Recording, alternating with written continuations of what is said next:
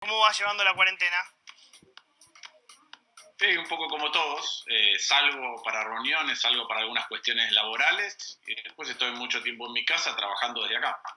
Bueno, eso, trabajar desde ahí o presencialmente. ¿Por qué tanto lío para que empiecen a sesionar? Mira, yo coincido con lo que estaban diciendo ustedes. De hecho, a mí me parece sumamente importante que esto hubiera estado resuelto antes, porque en tiempos extraordinarios, en tiempos excepcionales, la responsabilidad de dar sensación de normalidad, tranquilidad, es de las instituciones. Y el Congreso es una institución fundamental. Entonces, la verdad es que estuvimos encerrados en posturas. Yo hoy dije circo, por ahí la palabra circo es demasiado fuerte, pero la verdad que hubo una movida política, mediática, como la quiera llamar, de la expresidenta para intentar de resolver esto. Vi una declaración de certeza de la Corte y también veo algo similar a veces del lado de Juntos por el Cambio. Totalmente. La travesía por la democracia no hacía falta, Martín, entre nosotros. Mirá, yo comparto lo que estás diciendo. Primero, destacar que hay un montón de diputados y senadores que en un clima horrible, ¿sí?, condiciones climáticas muy adversas, hacen muchos kilómetros en rutas que no son buenas para venir acá. Sí. Ahora, más allá del esfuerzo de cada uno de ellos viniendo hacia acá, en conjunto o solos, que alguien acuñe el término de que esto es una travesía por la democracia y de que es la respuesta que nos están robando a la democracia, me parece un exceso, y me parece un exceso en particular irrespetuoso con la historia argentina. Yo dije hoy a la mañana que Travesía por la Democracia es la que hizo Alfonsín en plena dictadura, pueblo por pueblo, para después poder instalar la democracia definitivamente. El resto son todas cosas de estos momentos de tanto exceso de comunicación. El resto es lo que hay que hacer, Martín, lo que hacen todos los argentinos que están yendo a laburar, lo que hacen las empleadas domésticas que se están tomando el tren o el subte, o lo que hacen los camioneros, lo que estamos haciendo todos acá los periodistas, tienen que laburar, y te lo digo a vos con el mayor de los respetos que sé que compartís, menos show, menos cháchara y ponerse a legislar lo que haya que legislar. Yo lo comparto y además comparto que, insisto, en estos momentos de nerviosismo es importante que las instituciones, en lugar de enfrascarse en este tipo de discusiones, mostrar que todo funciona, aquello que es más atávico, más primitivo, más fundamental de nuestra democracia, funciona con normalidad. Que le tendremos que encontrar un cauce distinto en el caso de los legisladores que no se puedan trasladar, pero que tiene que funcionar con normalidad. Y además por tres cuestiones, Jonathan. Primero, hay DNUs. ¿Sí? En tiempos excepcionales hay DNUs. Esos DNUs tienen litigiosidad potencial a futuro. Claro. Hay que ratificarlos. En segundo lugar, porque tenemos cosas que proponer. Yo insisto en que esta es una situación tan atípica que no vivió ninguno de nosotros, ni nuestros padres, ni nuestros abuelos, en casi ningún lugar del mundo.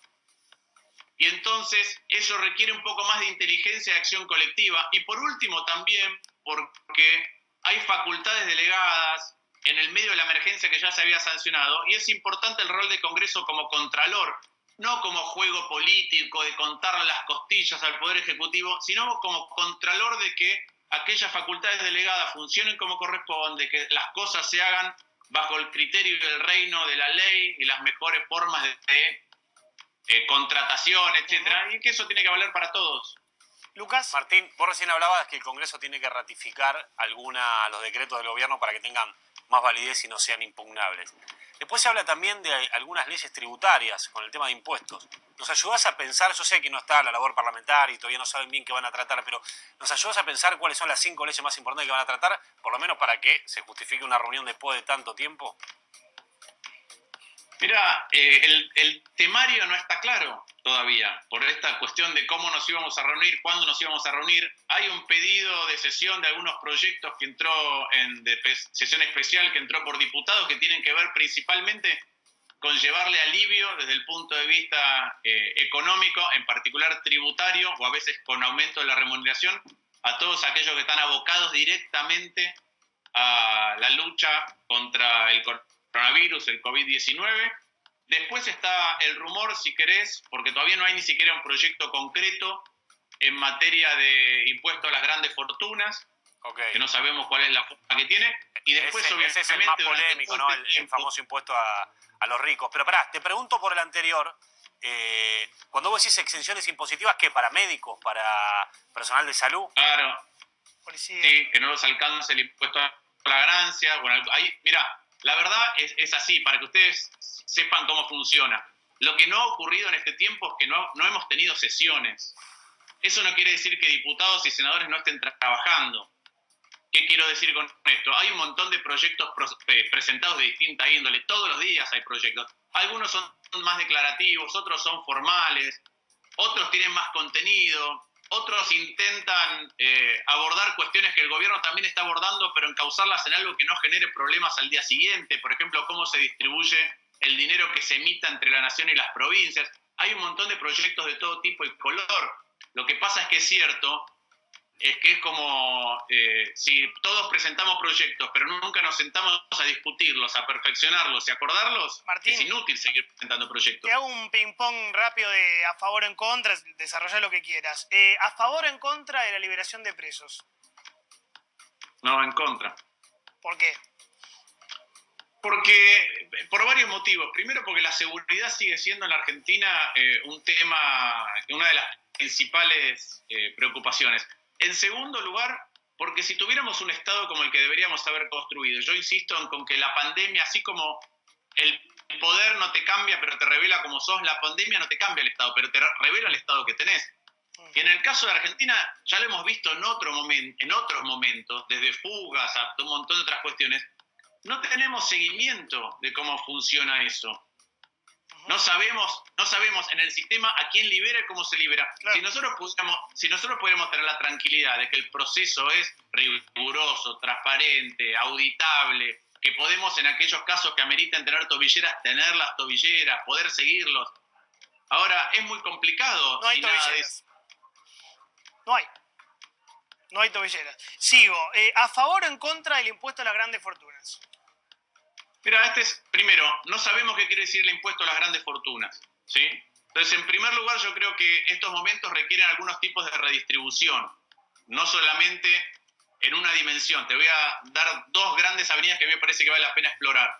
Primero, así como parte del trabajo está en cuarentena y no puede salir, hay una parte del capital que también está en cuarentena, una empresa que no puede funcionar, pero hay otra parte del capital que funciona, ¿no? Que puede seguir rindiéndote desde los intereses de un plazo fijo, el alquiler de una vivienda, etcétera. Y ahí en estos momentos de tanta convulsión y donde no sabemos hacia dónde va la economía, me parece importante pensar esas redistribuciones. Pero también la redistribución entre aquellos que tenemos, voy a decir, certidumbre de cobro, por lo menos por ahora, en muchos lugares, y aquellos que no.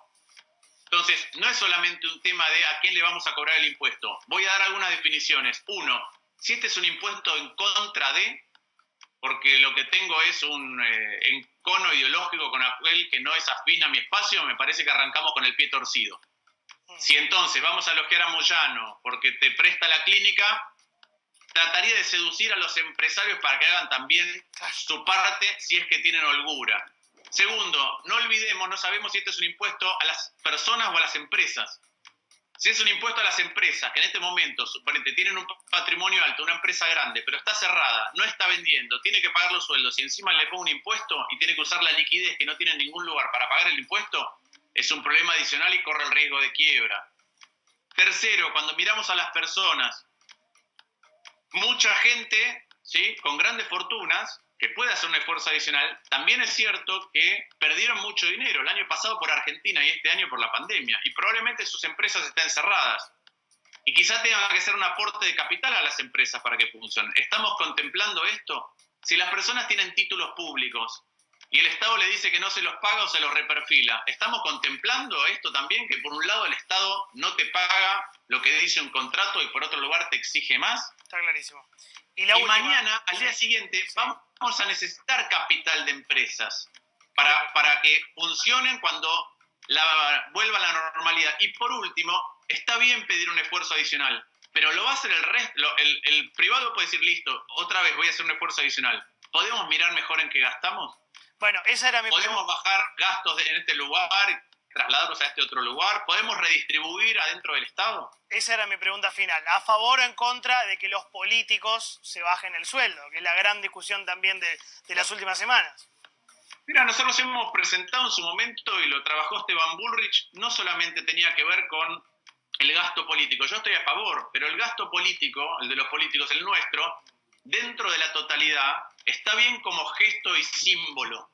Sí. Y eso es lo que hizo Nueva Zelanda o lo que hizo Uruguay, y nosotros lo propusimos inclusive antes en el Senado, esta discusión. Ahora, me parece que no es solo eso, porque hay un montón de otros ámbitos, ¿sí?, donde hay salarios muy elevados, con certidumbre de cobro, con muchas otras ventajas, frente a una sociedad que está perdiendo el salario todos los días. Entonces, esa no es solamente la política. Yo creo que da para repensar el Estado a una escala más grande, y eso no quiere decir de ninguna manera bajarle el sueldo al ministro de Salud. No. Pero lo vemos en otros ámbitos, lo vemos en organismos descentralizados, lo vemos en la justicia.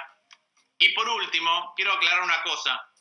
Con los ingresos de la política, hay que decir la verdad. Yo veo muchos que dicen que hay que bajarnos los sueldos, ¿sí?, pero al mismo tiempo tienen un montón de contratos ellos. Epa. ¿Por qué digo esto? Porque no es solamente un tema de el salario, es un tema de cuántos contratos tiene de distintos lugares un montón de gente de la política. Entonces yo miraría las dos cosas. Martín, un placer como siempre charlar con vos. Muchas gracias por tu tiempo. Un gusto.